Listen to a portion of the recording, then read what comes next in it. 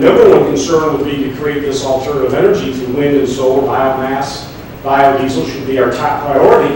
And along the way, if we can move ahead on these technologies, and we could be the world leader in the new technologies as it relates to fossil fuels and create thousands of jobs with that, I think we ought to move it all forward.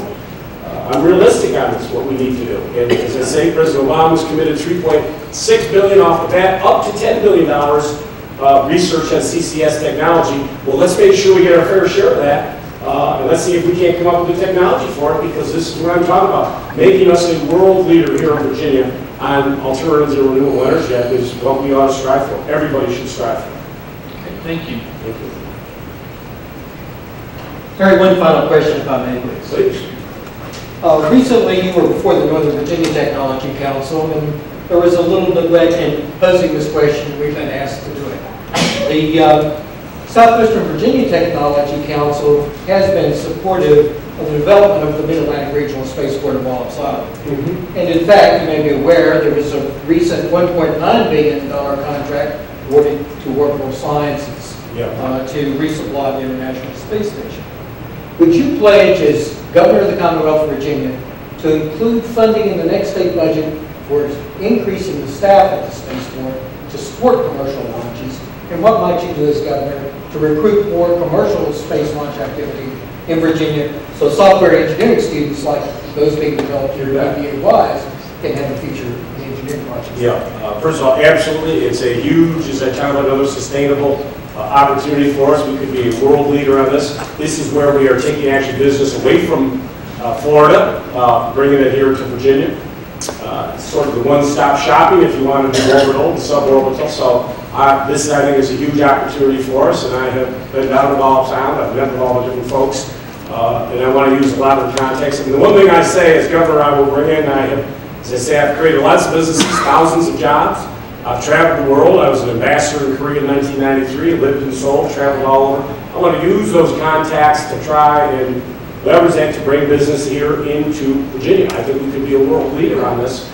And one advantage that I say is I do know lots of people, and I want to use those contacts, but I need tools to incentivize. I mean, people want to, do business with me, but at the end of the day, they got to make money, and I got to be able to incentivize them. But for me, this whole opportunity for us in the whole space, and we could be a world leader on that. It goes right into everything else. We have got to be, to talk about this piece as it relates to education, we've got to be spending a lot more money early on job force training, workforce training in the high school and at the college level, so that when they graduate, that they are ready to either go into a specific technology field.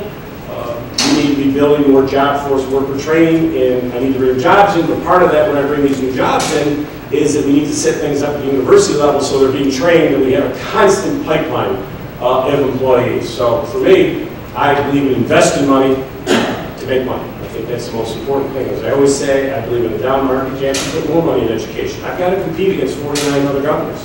Why come to Virginia? We have transportation issues we have to deal with.